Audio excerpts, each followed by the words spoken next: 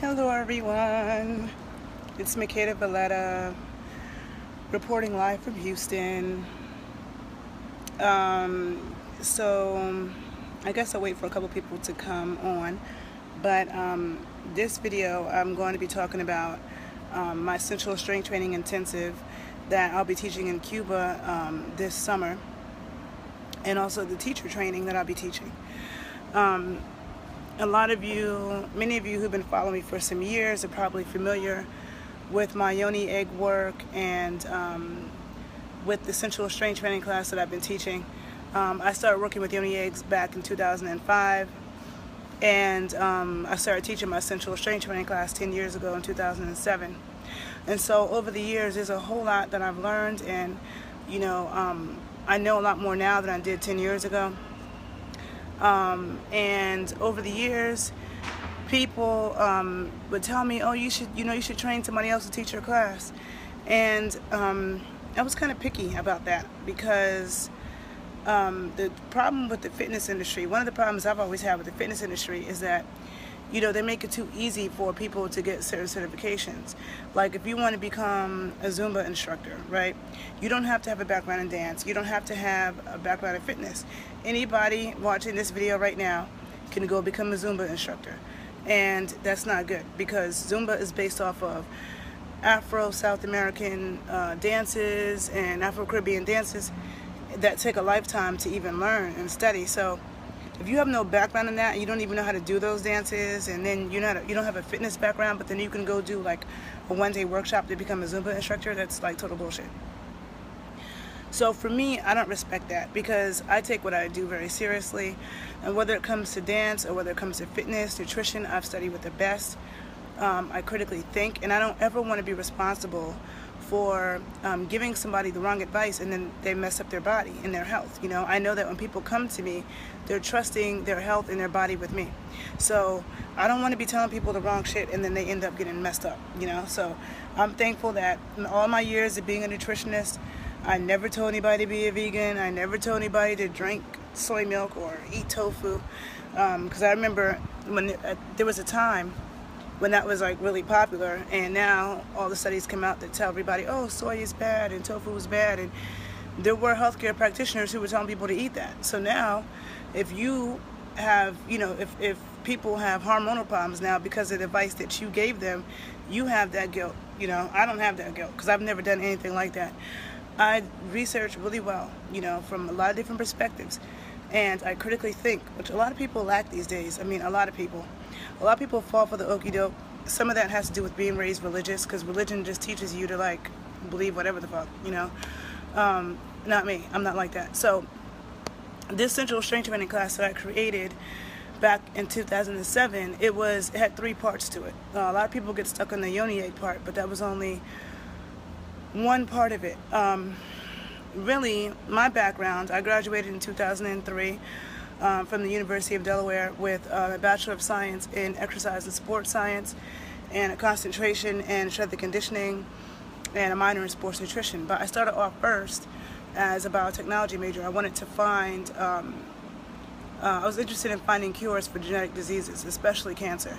So I was like a huge science nerd, I was a biotechnology major for 2 years, took all the microbiologies, organic chemistry, biochemistry, and all of that, and then I switched to exercise and sports science, and under that it was a lot of anatomy, kinesiology, biomechanics, also a lot of chemistry and stuff like that, but it's more applied to the body. And so my specialty is increasing performance and decreasing injury.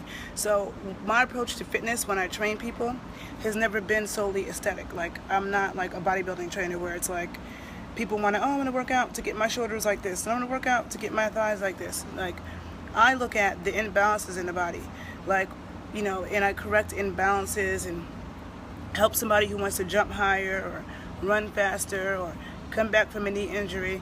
That's my specialty, and I'm trained to look at the most efficient exercises. Like, there's a million exercises that you could do for your abs, there's a million exercises that you could do for your legs, but some of them aren't that efficient, some of them aren't the most efficient, some of them don't transfer into real life activity, like real life function. So like you know, bodybuilding to me is for posers. It's for working out to look a certain way. But it doesn't mean that you can run, doesn't mean you can jump, doesn't mean you have agility. And those are things you need in life, you know? Those are things you need in life. You never know when somebody might be chasing you, or a dog may jump the fence and be chasing you, or your house or someplace you're at may catch on fire. I remember on 9/11, I remember thinking that when I saw the people running out the buildings, I kept thinking, see, that's why you need to be in shape, because if you all jacked up and you can't run down some stairs, that might be your life. You know what I'm saying? So to me, being in shape is for survival. It's not just solely aesthetic. So when I look at the most efficient ways, you know, to do things, like, I know that you know, dances of the African diaspora. I started studying dances of the African diaspora in 2006. I've been a dancer since I was 5 years old. Started off studying classical ballet at the Dance Theater Harlem, classical ballet and tap. And then in high school, some modern dance. And of course, I grew up in Harlem. I grew up around Dominicans and Puerto Ricans. And I had, you know, Jamaican friends and Trinidadian friends. So I see somebody said come to New York. I'm from New York. I'm born and raised in Manhattan. I'm just in the process of moving to Chicago now, and I'm in Houston right now, so I'm like all over the place. But I love New York. That's my home. So I grew up around all kinds of people. So I grew up dancing merengue, Dominican merengue, salsa, which comes from my neighborhood. I grew up dancing to hip hop, but I was studying ballet and tap. Now, as an adult, in 2006, I started studying Congolese dance. That's the only type of African dance I studied, was Congolese. All of the rest of the dances that I studied are Afro-American, Afro-Caribbean, Afro-South American dances. So I've spent a lot of time studying stuff from Haiti, which has highly influenced me. And I have a video on YouTube called Why Haitian Dance is My Yoga. And I do suggest looking at it, because I go into depth about why Haitian dance is like such potent medicine, and how much I've learned from doing Haitian folkloric dance. I'm not talking about compa, which is social dance. I mean the Haitian folkloric dances, the voodoo dances. So the Congo, the Haitian folkloric dances, Afro-Cuban. In Afro-Cuban dances, there's a lot of different types of Afro-Cuban dances. You have the Afro-Cuban dances, the religious dances that come from the Yoruba, that come from the Congo, that come from Dahomey. You have the social dances that come from the Congo, like Rumba, Son Montuno. Then there are also like the Haitian Afro-Cuban dances, and like in Santiago de Cuba. So there's a lot of, when people say Afro-Cuban dance, there's a lot of things that fit under that. And they're all very highly complex dances that involve complicated footwork, hip manipulation, shoulders. It's very complicated. I've also spent a lot of time studying Afro-Puerto Rican bomba and plena, the drum rhythms and the dances. Also study Haitian drumming too. And Afro-Dominican stuff, like the social dances, like merengue, but also the more religious, like the palos and congos. I've also studied Afro-Brazilian samba, mostly Bahian style, which also descends from the Congo. What else have I studied? I love stuff from Peru. Afro-Peruvian dance is amazing. Afro-Colombian dance. Colombians shake a lot, so do Peruvians. Of course, dance hall. I grew up around dance hall. There's a huge dance hall scene in New York. What else? And then I studied booty dances. Like, you know, I studied New Orleans second line and bounce, which I have not mastered yet. And then, you know, you have twerking, and a lot of people use the term twerk just as a generic term for shaking your ass, and it's not it. Twerking is a specific type of shaking ass. Like, it's not Brazilian samba. Like, you can see girls in Brazil shaking their ass too, but they're not twerking. You know, it's a different type of movement. So there are many different ways to move the hips, and many different cultures have ways, and they're different. The way Jamaicans whine is totally different than how Haitians whine. Totally different than how Trini people. So it's you know, there's these, to naked eye, it may all look the same, but it's not. So when I started studying these dances, I danced for a Haitian folkloric company called Mickerline's Haitian Dance Company in New York City, and I also danced with some other Haitian folkloric choreographers, and I learned a lot. And I also danced with a traditional Congolese company in New York called Fuchsia Dance. And if you're in New York, I recommend studying with the teacher I studied with. Her name is Fumilayo. She's amazing. But I remember when I was dancing for these companies, and there's so much that I learned about our history, Afro-Indigenous history, Black history, in the Americas. A lot of our history is in these dances. A lot of stuff that hasn't been written down is in these dances. These dances are also highly complicated and very sexual. A lot of them are overtly sexual. So you're doing dances for death, you're doing dances for birth, you're doing dances to welcome the spirits, you're doing dances for war, and they all include a lot of gyrations and hip circles. And there's reasons for that, okay? And most people cannot do these dances for 30 minutes before they feel like they're going to choke and pass out. And there are plenty of times that I've been in my classes and I feel like I'm going to die. And I start thinking about how these dances were done by people, our ancestors, my ancestors, you know, they were done by people who were enslaved. They were doing extreme physical labor in the hot-ass sun of the American South, of the Caribbean, of South America. And they still found the energy to do these complicated dances all fucking day long on a Sunday. But then we can't do it for 30 minutes. Then that shows you how weak we are compared to our ancestors, you know? And so whenever I would feel like that, like, oh my God, I can't do this, I'm gonna die, I would start pulling strength from my ancestors. I would think about that. And I'm like, if they could do that, I could do that, you know? I could do it. And I find the energy to push through it. So there's a lot that I've learned from these dances, and this is too much to talk about in this video, but I took, you know, that's part of my sensual strength training classes, teaching women, you know, a variety of these dances, the medicine behind it. And whenever I've taught my class, women have consistently told me that that was their favorite part was the dancing. They might have come because of the eggs, but the dancing was always their favorite.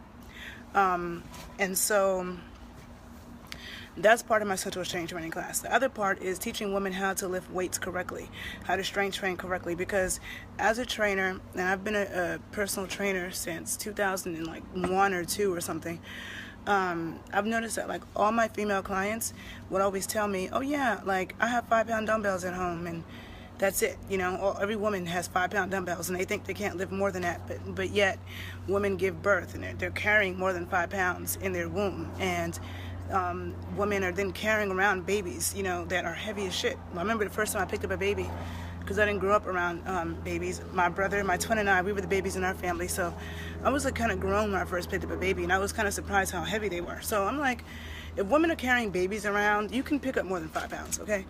And you should be picking up more than 5 pounds so you don't end up injuring your back, you know, carrying heavy babies around. So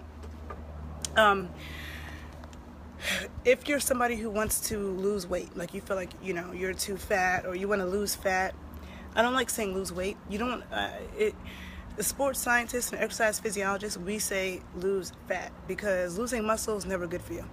And if you go on a starvation diet, if you go do like too much catabolic exercise, if you go about it the wrong way, then you will lose muscle too. Then that's not good. So you want to lose fat, right? So if you're somebody who wants to lose fat, or if you want to gain weight, like me, I work out to gain weight. I work out to be strong, but I'm always like, I work out to be strong and to gain weight, because I have a complex about being skinny. I don't like skinny. So but whether you are somebody who feels like, oh, you're too thin and you want more body, or you feel like, oh, I have too much body, I need to lose some of this, either way, you need to strength train, okay? As we age, after the age of 30, we lose about 2% of our muscle every year. Now, how much muscle we lose depends on what we did before 30 and what we do after 30, okay? And that's why you have people like Angela Bassett who look amazing, and she looks better than a lot of people who are like 25, because she's been working out over the years. And as a 19-year-old, I saw that working in this industry. I saw plenty of women who were older, that were way stronger than I was, and they were way stronger than I was. And like, I remember being 19 and being around 50-year-old women, and I felt like ashamed because they were so much stronger than me. So, but I know that they were working out over the years, and that's one of the reasons why I work out all the time. Like, it's not just for the look, it's because I'm trying to keep my shit together as I get older. When you see older people who are all broken down, their knees are messed up, their back is messed up, they got this problem and that problem, that is years of not taking care of yourself. You can't be young and abuse your body and take it for granted that you will always have this body. If you don't put the work in to keep the shit together, it's going to fall apart, okay? That's just a given. So, so strength training is important because for men and women, because men too lose muscle, and then you lose testosterone, and you know, it's not good for an aging man. So strength training is really important because it helps to build a muscle so that our bodies function better. Muscle takes stress off of our joints. So if you have any knee problems or back problems, strengthening muscles around it can help. And also, muscle is the metabolic tissue of the body. So the more muscle you have, the more fat you burn even when you're doing nothing, and the more food you have to eat to maintain that muscle. And so that's also why sometimes, like when you see people who are obese, people think they eat so much, but a lot of times obese people don't eat as much as some little like thin person who has a lot more muscle, because it just takes muscle is the metabolic tissue of the body, not the fat really. I mean, there is some metabolic fat, but most people's fat is not metabolic, and it's a whole other discussion. So teaching women how to strength train properly, you know, how to do squats properly, how to strengthen your back properly, how to strengthen your chest properly, how to strengthen your entire body properly with resistance. And the dances of the African diaspora. Number 2, teaching women a variety of dances that involve activation of the hips so that you can connect to your hips, you know, connect to your center, but also get more control. It's not just about like having tight, strong abs, because your abs can be too tight and too hard, and that's not good for your womb. And that's something that I've learned a lot about studying with Pakazani, who I talk about all the time. She's like one of my favorite people, definitely one of my favorite teachers in the whole world. Pakazani, and you could find her on Instagram and Facebook and YouTube under Indigemama, INDIGEMAMA. She's the truth. And by the way, she's teaching a class in Long Beach at the end of this month that I will be at. But she is an herbalist, a real dope herbalist. You know, a lot of people these days don't know how to stay in their lane. You know, like I'm a nutritionist and I'm a trainer. I'm not a chiropractor. I'm not a massage therapist. I'm not an herbalist. You know. And to truly be an herbalist, you need to be able to communicate with plants. It's a spiritual thing. It's not like you can't just go to school and study it. You really have to be able to communicate with them. And I've been around Pakazani a lot. I've taken her classes many times. I have taught classes, co-taught classes with her, and I've helped, assisted, you know, while she worked on clients. And so I know that she's the truth. I have seen her do things to people that I've learned from traditional Chinese medicine, stuff that I've learned in Afro-Brazilian dance classes, stuff that I've learned from a variety of different cultures. I've seen her do, and she didn't study those things. She learned from her people, you know. And okay, so yes, I'll write about her when I'm done. But Indigemama, like Pakazani, she's easy to find. But the thing is, she teaches something called abdominal womb massage. Well, she does something called abdominal womb massage where she can palpate a woman. It's too much sun. She can palpate all this sun. Okay, so she can touch a woman's womb and feel like where her uterus is, where her ovaries are, where her stomach and her intestines are, and she can tell if it's in the right place or not, and if it's not, she moves it over. She moves it into the right place. She's also touched women and felt fibroids and cysts that they didn't know that they had. And she's diagnosed women with that. And when they've gone to the doctor, they were told, yes, you do have fibroids and cysts. So thank you, Carla, for posting Pakazani's information. Pakazani is like truly the truth. And yes, the Jamama ancestral healing. Thank you, Carla. I've never even come across another person that knows what this woman knows, you know, and she's just brilliant. And she is teaching less and less classes now because she has 2 sons and a family, and traveling all the time is not necessarily, you know, the funnest thing, and especially if you have a family. So she is teaching less and less. So I highly recommend going to her class at the end of this month in Long Beach if you can make it. I really, really do. I can't tell you enough. I've taken this class, like, I don't know, it's like my 4th time or something taking it. I've taken that class. I've taken her advanced class. I have taken her other class, Matriz y Concha, which is like a little bit different. And then she and I have co-taught. We co-taught a class together in Costa Rica last year, and Costa Rica last year, in Oakland this year, called Matriz Mística. And what was I going to say? So studying with her, it even deepened my knowledge about fitness and something that we call womb-centered fitness, because in talking to her, she would tell me about certain exercises that she knows that when women do, it can dislocate their uterus. And those same exercises, I didn't give my clients for other reasons, because I told you I'm a strength and conditioning specialist. So I'm trained to look at efficiency of exercises. I don't just do random ass exercises. And I don't give my clients random ass exercises. Like, I don't believe in the treadmill. Treadmill is a waste of time. And I don't even respect trainers that put their clients on the treadmill. Like, you lose your points when you do that. So, and talking to her and her, like, telling me about these exercises, and I'm like, wow, like, I didn't know that.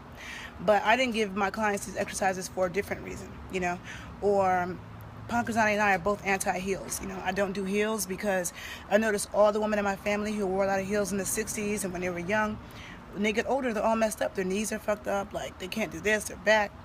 I had a client in New Orleans who, not in New Orleans, I'm sorry. I had a client in Atlanta who used to be a stripper at Magic City for many years, and she told me that, like, all of the girls, when they're done, their backs are all messed up from wearing those super high heels. And a lot of people don't think about the long run. They don't think about, the future, like what's gonna happen. You're trying to be cute now, but you don't realize you're not going to be cute later when you're all hurt. So my approach to fitness is that, like, I don't teach things that's like, women love to be sexy. So it's like, okay, all these girls want to work out now because they can put on heels and walk around being sexy. But I'm seeing a lot of girls doing these, like, stiletto workouts who look like a hot mess. Like, their bodies, their posture, like, everything is just a mess. Just because you put heels on doesn't automatically make you sexy. You need to get your body right, first of all.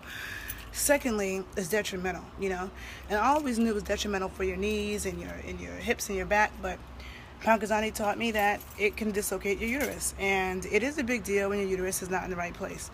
Modern medicine teaches women that it's not a big deal. They'll tell a woman, oh yeah, uterus is tilted to the left, oh, it's tilted to the right, it's tilted backwards. It's not that big of a deal, but it is, because when your uterus is not in the right place, it pulls other organs into the wrong place. It can be putting pressure on stuff like your intestines, and now your digestion is fucked up.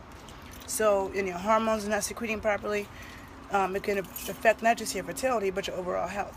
So your uterus being in the right place is super important. And so just the things that I've studied with her has deepened my knowledge when it comes to Yoni egg stuff as well. And lately I've been seeing so many women who are teaching about Yoni eggs, and I'm a critic. I take what I do seriously.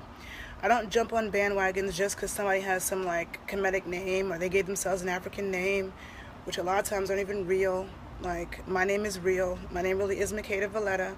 My dad really named me after the Queen of Sheba. I didn't give myself that name. When I call myself Queen Lioness, it's because I am a Leo. I was born on August 1st, and my name is Makeda. Makeda was the Queen of Sheba. So that's a queen twice. So that's where Queen Lioness comes from.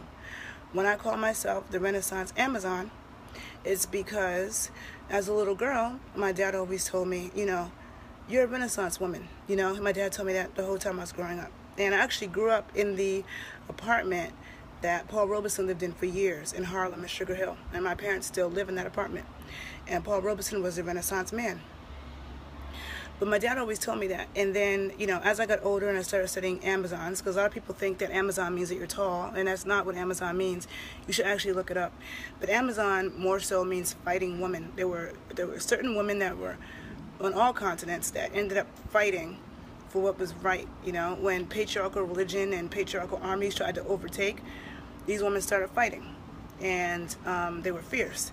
And so that's what an Amazon is. And so I just changed woman, Renaissance woman, to Amazon, So that's where all these names come from. But I'm not, like, there's so many people that give themselves these, like, fake ass names that are just fake, period. Then people are teaching. I see people teaching about Yoni eggs, and they're not giving the correct information. They're giving exercises that are all right, but they're not the most effective, And so now, after seeing this, I am inspired because I do care, and because in a couple years I have some other plans that I'm not going to talk about right now, but I won't be able to teach like that. And also, I don't have the desire to travel around trying to put together these workshops like that anymore. And being a fitness professional, one thing I know is that it's ongoing practice that really makes stuff effective. Not just simply taking a weekend workshop. Like, I've been pole dancing for like almost 3 years now. My 3-year anniversary of pole dance will be in like March, right? I still take class. I take class everywhere I go. I have 3 pole teaching certifications, and I'm about to start teaching pole dance at Flurry Girl Fitness in Chicago. I've taught at a studio in Harlem. I've taught at a studio in Brooklyn. And I've taken class at studios in DC, in LA, in Atlanta, in Chicago, in New York, and I'm in Houston right now, and I'm going to try to find a studio while I'm here, because if you don't use it, you lose it. And even though I'm an instructor, I still am very much a student, and I still need to be corrected. I still get corrected all the time. So I'm humble enough to know that, I always need a coach and a teacher and a trainer. And dancers, professional dancers who dance for Albanelli, they still go to dance class. So to think that you can just, take a class once and you're proficient, no, it needs to be ongoing.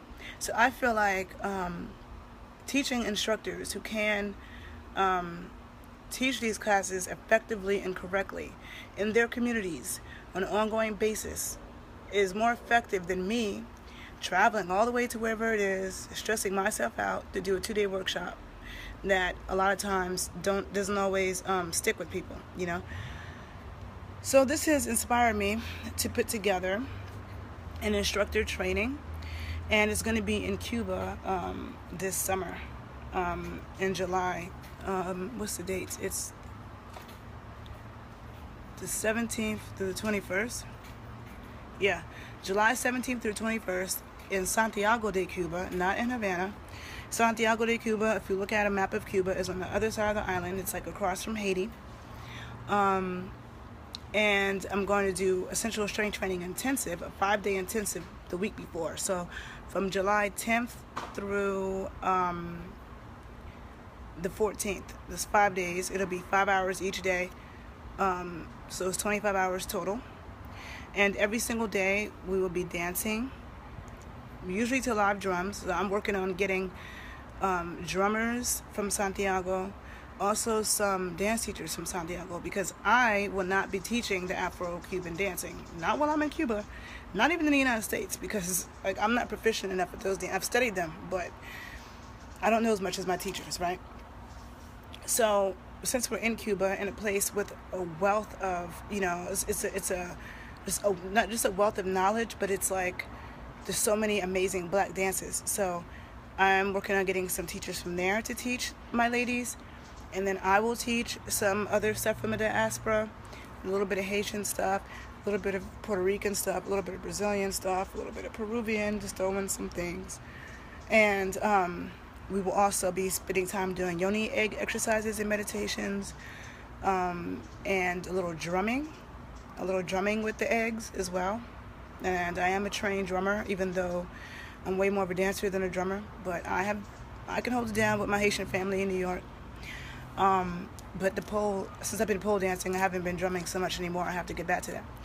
But drumming will also be a part of it. And when I said dancing, drumming, yeah, and then strength training. So you'll be learning how to, work your back properly, work your chest properly, work your legs properly, work all that properly, so that when you're done with my class, you know how to work out on your own, you know how to progress, and you understand the do's and don'ts of strength training and why it's important. Because trust and believe it is, okay? Muscle is what gives you shape. It's the glue that holds your body together, so it is very important. What was I going to say? So that will be the Sensual Strength Training Intensive that I'm doing in Cuba, from Santiago de Cuba, from July 10th through the 14th. Then there's the weekend, then the following week, the 17th to the 21st, I'm going to do a teacher training, and that is going to be 40 hours spread out over 5 days. And for the teacher training, I will be teaching women basic anatomy, the whole entire body, excuse me, large muscles, and the muscles of the pelvic floor, vaginal muscles, the anatomy of the womb. So we're going to spend a lot of time with that. We're going to spend time talking about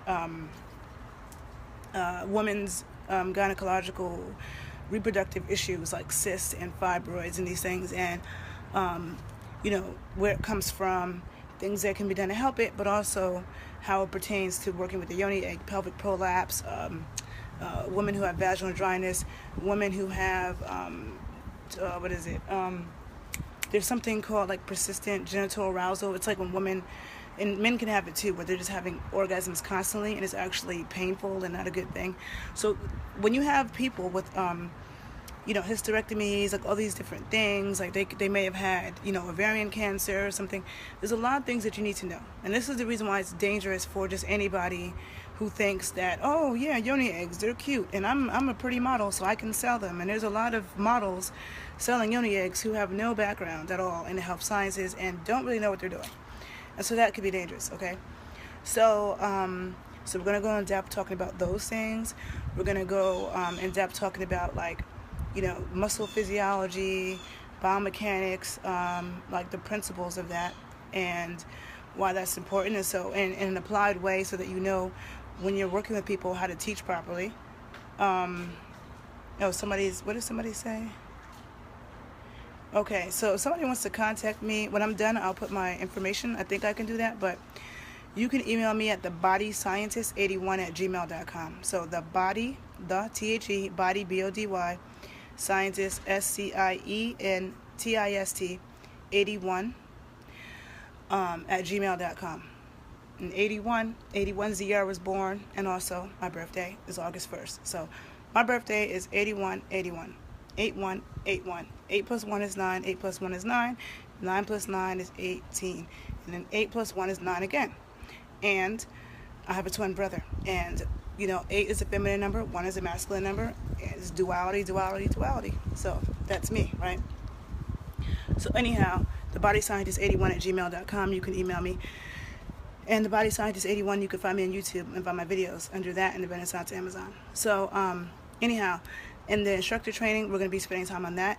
Then we're also going to spend time discussing in depth, okay? Discussing and learning in depth, like some basics to folkloric Haitian dance, Congolese, Afro-Puerto Rican,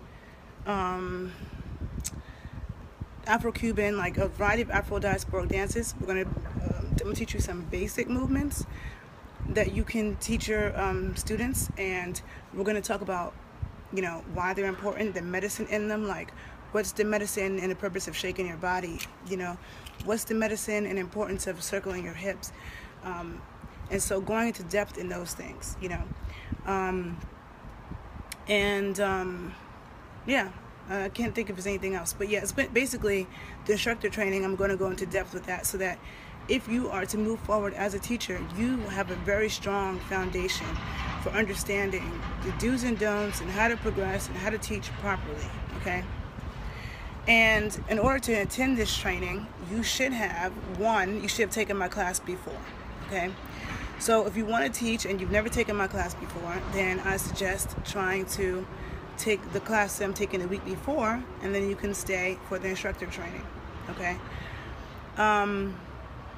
And if you haven't taken my class before and you really want to teach, maybe I might make considerations for some people, but you really should have taken my class before, right? That's number one. Number two, you don't have to have a background in fitness, but it helps. But you should have a background in dance if possible, you know, either as a trained dancer, especially in the African diaspora, but it doesn't have to be, but as a trained dancer,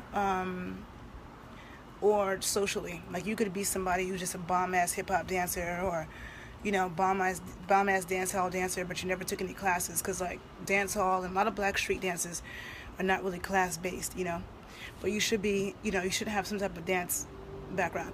But if you don't, I can also make considerations for that as well. It's just that there will be testing, you know, so in the instructor training, there will be testing, and so you will have to be proficient enough to teach at least movements from at least 3 different cultures, and I'll help you with that, you know, but that's part of it. And then also, to attend the instructor training, you should have been working with the yoni egg, you know, for at least a year is ideal, okay? And if you're interested in the instructor training, I'm going to put the information up on my Facebook, like probably later today. you can contact me and we can discuss it. I will have 10 available spots.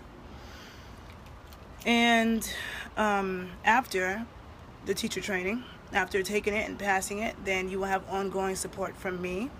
So moving forward, you know, like any questions or anything that you need, you'll have my ongoing support, and you'll become a part of a community of other instructors so that we can, you know, piggyback off each other, and you can always have people to, like, you know, speak to about what you're teaching and stuff like that. So you have that type of support as well. So that is the instructor training that I'm doing in Cuba, in Santiago de Cuba. Okay, so again, it's on the other side of the island in Havana. And also, the reason why I chose July was not just because a lot of people have off in July, but also because July is when the carnival happens in Santiago. Okay, and Santiago, I know some people that say they like Santiago better than Havana, and I loved Havana. But the carnival time is like all through July, and in a town called Trinidad, which is also in Cuba, another black historical town called Trinidad. And so I plan on being there for the whole month of July, because I'm going to carnival in Trinidad, I'm going to carnival in Santiago, and the carnival in Santiago is like before and after my class. So I'm just letting you guys know that. So if anybody that wants to come to my class or the teacher training, knowing that carnival time is happening around then too. Yeah, I think I've said all that I need to say. If you came to this video late, go back and watch the whole recording so you can get all the information. If you don't know who Pakazani is in Digimama, I highly suggest that you do. And Digimama Ancestral Healing. And she is teaching us the Badass class at the end of this month in Southern California. I don't know if it's in LA or Long Beach, but I will be there. And like I said, I've taken the class many, many times. So women, you can learn how to touch yourself and know where your ovaries are, and feel the pulse of your ovaries, and know where your fallopian tubes are, and where's your uterus, and, you know, where's your stomach and your intestines, and know how to, like, kind of shift them for yourself. And, you know, just very good womb care is very, very important. And when learning stuff like this, you want to learn it from someone who knows what they're doing, because if they don't, they can mess you up. So just understand that. And I think I've said all that I need to say about this. So thank you all for listening. If you found this video helpful, please spread the information, spread the love, send the video to people that you know, post it on your pages, find me on YouTube. If you have any questions and are interested in attending the training, just check me out on Facebook as I post the info, and you can email me too, thebodyscientist81@gmail.com. So thank you all for listening, and I hope that you all are well. Bye.